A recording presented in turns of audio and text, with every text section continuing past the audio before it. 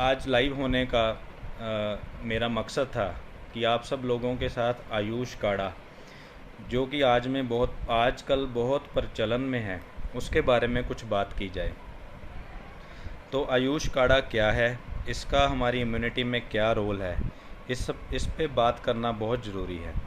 इसका निर्माण कैसे करें, बहुत ही आसान है, अपने घर में बैठ के इसको बना सकते हैं।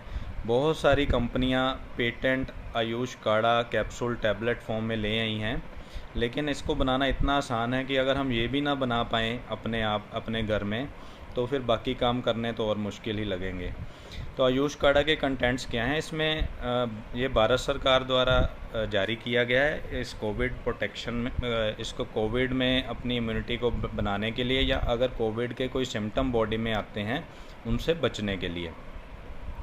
तो चार जो इसके मेन कंटेंट हैं वो मैं आपसे डिस्कस करता हूँ। फर्स्ट है तुलसी, सेकंड शुंठी, थर्ड इज़ दालचीनी एंड फोर्थ इज़ काली मिर्च। तुलसी लेना है 4 पार्ट, यानी कि अगर हम 40 ग्राम तुलसी लेते हैं, शुंठी यानी कि सौंठ जो हमारे आम किचन में अवेलेबल होती है, सौंठ 20 ग्राम, दालचीनी 20 ग्राम और काली मिर्च लेनी है 10 ग्राम। काली मिर्च बहुत तेज़ होती है तो उसकी मात्रा सबसे कम रखी गई है। तुलसी 40 ग्राम, शुंठी 20 ग्राम, दालचीनी 20 ग्राम और काली मिर्च 10 ग्राम। इन सभी का कॉम्बिनेशन लेके सबको मिक्स करके रख लेना है, एक पाउडर फॉर्म बना लेनी है। अब इसका निर्माण कैसे करना है आयुष काढ़ा का? इस पाउडर में से 1 ग्राम चूरन लेके उसको 150 ml के करीब पानी में बॉयल करना है। जब वो बॉयल होता होता आधा रह जाए, मीन्स 75 ml रह जाए, तो उसको ठंडा होने देना है और छान लेना है। जब ठंडा बहुत ज़्यादा ना हो जाए, मतलब कोसा कोसा रहना चाहिए, उसको फिर धीरे धीरे सिप सिप करके पीना चाहिए। इसको हमें सुबह और शाम अगर हम इस काढ़े को पीते हैं तो इम्यूनिटी में, कफ रोगों में, बलगम में बहुत ही फ़ायदेमंद है। लेकिन गौर करने वाली बात यह है कि तुलसी, सौंठ, दालचीनी और काली मिर्च, ये चारों के चारों द्रव्य जो हैं, जड़ी बूटियाँ जो है, बहुत ही गर्म हैं। तो हर कोई इंसान इसको बिना सोचे समझे नहीं ले सकता, ठीक है ना। बिना सोचे समझे लेना किसी को भी ये नुकसान कर सकता है। तो इन चारों कंटेंट्स को जो आजकल मौसम भी गर्म है, ग्रीष्म ऋतु है, ग्रीष्म ऋतु में गर्म तसीर वाला व्यक्ति अगर ये कोई गर्म दवाई लेगा तो मान लीजिए उसको कोई ना कोई बीमारी, कोई ना कोई गर्मी ज़रूर हो जाएगी। तो इसलिए दवाई लेने से पहले, क्योंकि ये इसको एक दवाई ही समझिए, दवाई लेने से पहले अगर हम किसी डॉक्टर से बात कर लेते हैं, किसी आयुर्वेदिक चिकित्सक से बात डिस्कस कर लेते हैं, तो किसी भी प्रकार की हानि होने की संभावना नहीं रह जाती है। तो कुछ लोग अभी जुड़े हैं हमारे साथ, मैं एक बार दोबारा से कंटेंट फटाफट बोल देता हूँ। तुलसी 40 ग्राम, शुंठी मीन सौंठ 20 ग्राम, दालचीनी 20 ग्राम और काली मिर्च 10 ग्राम, इन चारों को लेके आपने पाउडर बना लेना है। उसमें से 1 ग्राम या 2 ग्राम पाउडर लेके उसको पानी में बॉईल करना है। जब वो पानी आधा रह जाए तो छान के हल्का कोसा उसको दिन में 2 बार या 3 बार पी सकते हैं, ठीक है। तो ये हमारा आयुष काढ़ा हो गया। पीते समय अगर आप चाहें तो इसमें थोड़ा गुड़ या चीनी या मुनक्का के 2-3 दाने इसमें मिला सकते हैं। उसको मिलाने से काढ़े की और शक्ति बढ़ जाती है। तो अब नेक्स्ट जो हम बात करेंगे, इन चारों कंटेंट्स जो इसके मेन कंटेंट्स हैं, यानी कि तुलसी है, सौंठ है, दालचीनी है, काली मिर्च है, इन चारों पर मैं थोड़ा थोड़ा अलग अलग इनके बारे में बात करूँगा। तो सबसे पहले मैं बात करूँगा तुलसी पर। तुलसी हम सब जानते ही हैं तुलसी के बारे में। तुलसी के बारे में बच्चा बच्चा जानता है कि इसको होली बेसिल कहते हैं। ये हमारे लिए पूजनीय एक जड़ी बूटी है। हर घर में तुलसी का पौधा लगा ही होता है। तो अगर मोटे तौर पे देखा जाए, तुलसी डाइजेशन के लिए अच्छी है, बुखार में बहुत अच्छा काम करती है। कोई भी किसी की भी किस्म का वायरल बुखार हो, वायरल फीवर हो, जुकाम, प्रतिशाय, खांसी, उन सब में तुलसी हमारे एक तरह का घरेलू नुस्खे के रूप में इस्तेमाल होता है। तुलसी ब्लड प्योरीफायर भी है और स्किन प्रॉब्लम में भी अच्छा काम करती है। तो ये सब तुलसी के बहुत अच्छे अच्छे यूजेस हैं जिनको हम अगर हम प्लेन तुलसी को भी इस्तेमाल करें, जैसे हम मान लीजिए हम घर में चाय बनाते हैं, उसमें ही 5-7 पत्ते तुलसी के डाल लें या थोड़ा सा उसको क्रश करके उस गुद्दे को उसमें मिला लें, तो चाय की पोटेंसी इतनी बढ़ जाती है कि वो नॉर्मल खांसी जुकाम को सिंपल चाय ही ठीक कर देती है। अब सेकंड कंटेंट जो है सौंठ। सौंठ एक बहुत ही ज़्यादा बढ़िया एक हर्ब है।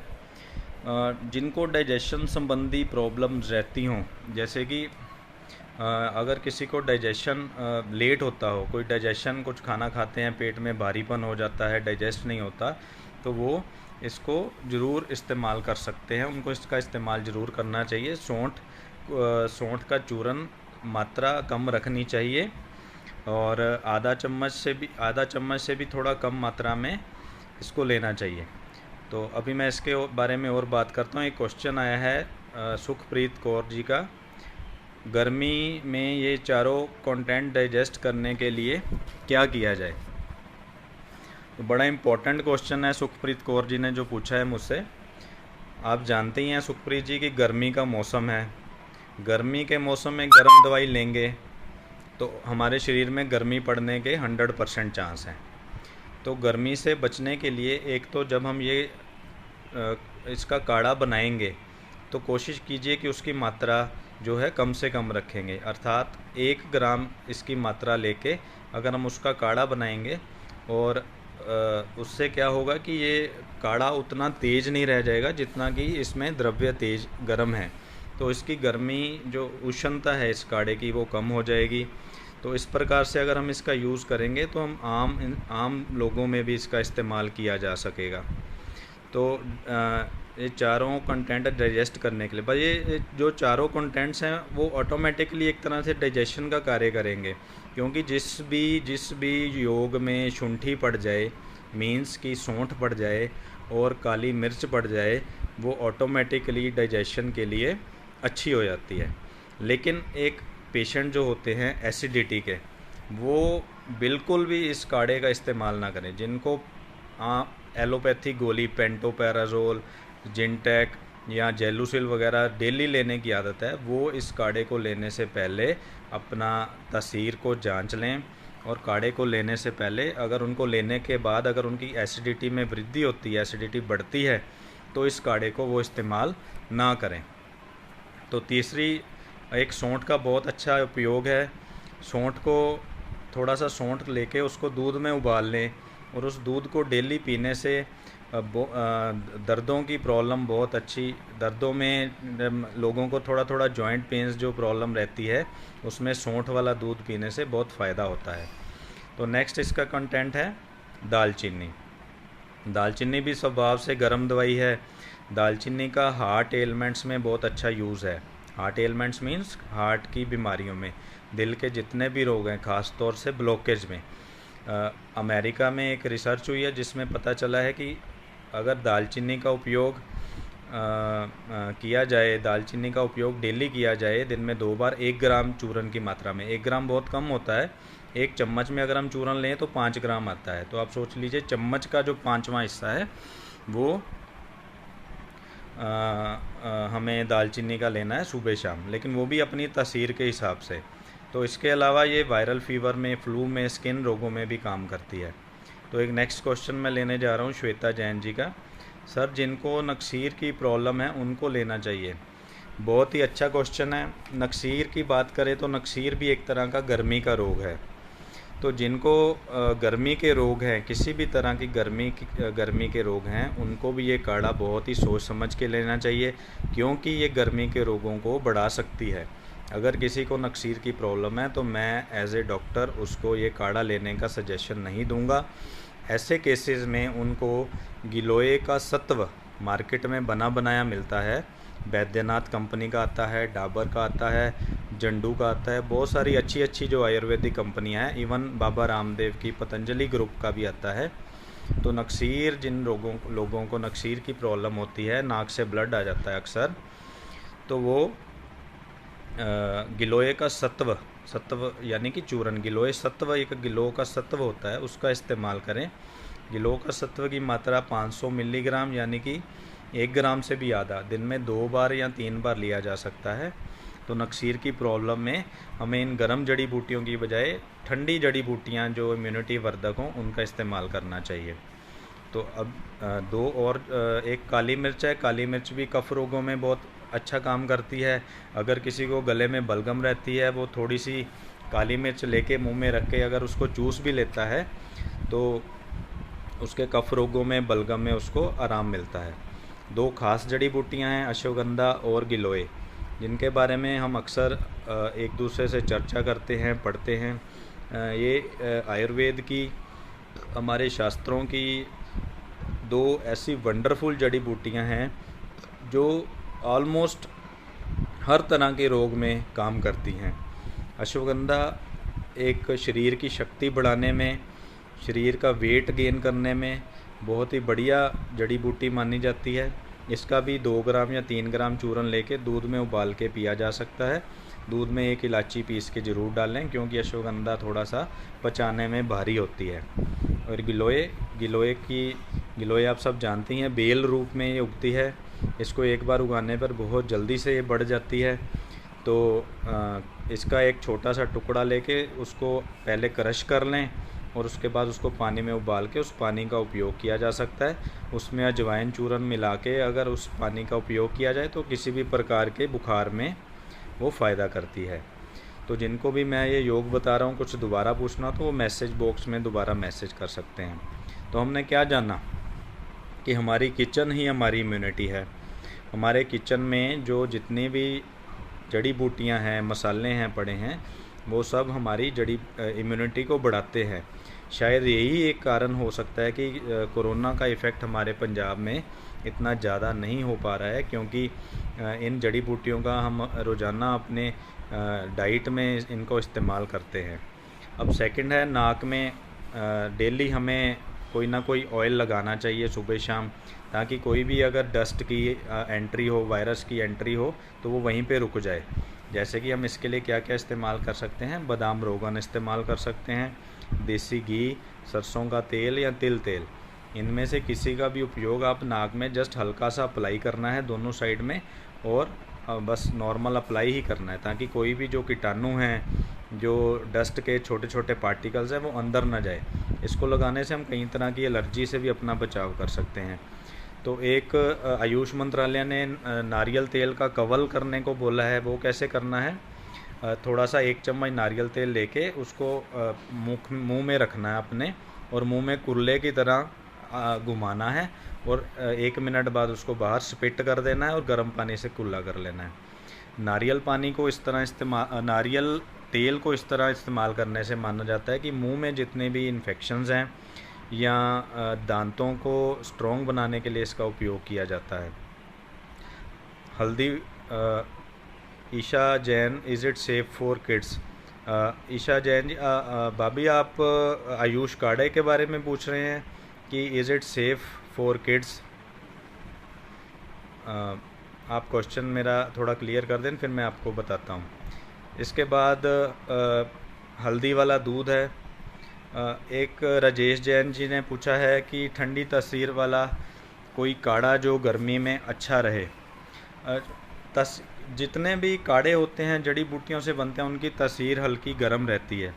जो गर्मियों में हमें काढ़े की बजाय शरबत का उपयोग करना चाहिए। जैसे अगर हम ओरिजिनल चंदन शरबत, ओरिजिनल खस का शरबत, ओरिजिनल ब्रह्मी का शरबतों का इस्तेमाल करें। शिकंजवी से बढ़िया ठंडी तासीर वाला, गूंद कतीरे से बढ़िया ठंडी तासीर वाला हमें घरेलू नुस्खा नहीं मिल सकता है। इसके अलावा गिलोय का सत्व जो मैंने पहले आपसे बात की है उसका इस्तेमाल कर सकते हैं। शिकंजवी और शरबत, ये 2 ऐसे ठंडे हमारे योग हैं जिनका इस्तेमाल करके हम गर्मियों में होने वाले जितने भी गर्मी के रोग हैं उनसे बच सकते हैं। हल्दी वाला दूध गर्म तासीर वाले लोग भी इस्तेमाल कर सकते हैं, क्योंकि जब हल्दी गर्म है और दूध को ठंडा माना जाता है, लेकिन दूध की तासीर ठंडी मानी जाती है। तो हल्दी वाला दूध कोई भी प्रकृति का इंसान ले सकता है, चाहे उसकी तासीर गर्म है या ठंडी है, वो भी इसको ले सकता है। तो इस सेफ़ फॉर किड्स, बच्चों की सेफ्टी के लिए जो ये काढ़ा है, क्योंकि तुलसी, सौंठ, दालचीनी और काली मिर्च ऐसी चीज़ें हैं जिनको हम रोज़ाना अपनी डाइट में भी इस्तेमाल करते हैं। जो हम खाना खाते हैं उनमें ये मसाले नॉर्मली पड़ते हैं, तो बच्चों के लिए ये बिल्कुल सेफ़ हैं, लेकिन डोज़ जो है बहुत ही कम रखनी चाहिए। जैसे बड़ों के लिए हम 1 से 3 ग्राम पाउडर ले रहे हैं, तो बच्चों के लिए हम 1 ग्राम से कम पाउडर लेके उसका काढ़ा बनाएंगे, और जब बच्चों को पिलाएंगे तो वो भी 60 ml की बजाय हम उनको 2 चम्मच या 1 चम्मच मात्रा ही पिलाएंगे, तो ही उनके लिए अच्छा रहेगा।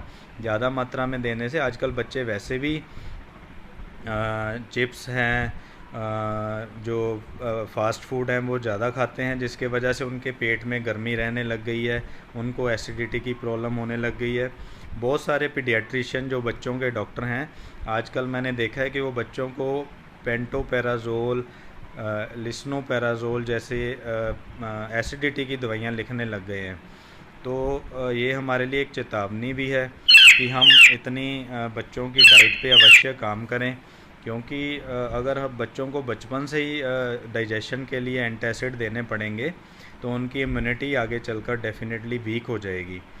तो इसके अलावा कुछ और आयुर्वेदिक दवाइयाँ भी हैं, जैसे ब्रह्म रसायन है, अगस्त्य रसायन है, संशमनी वटी है, व्योषादि वटी है। ये सब दवाइयाँ सिर्फ डॉक्टर अपनी सूझबूझ से पेशेंट के अकॉर्डिंग दे सकता है।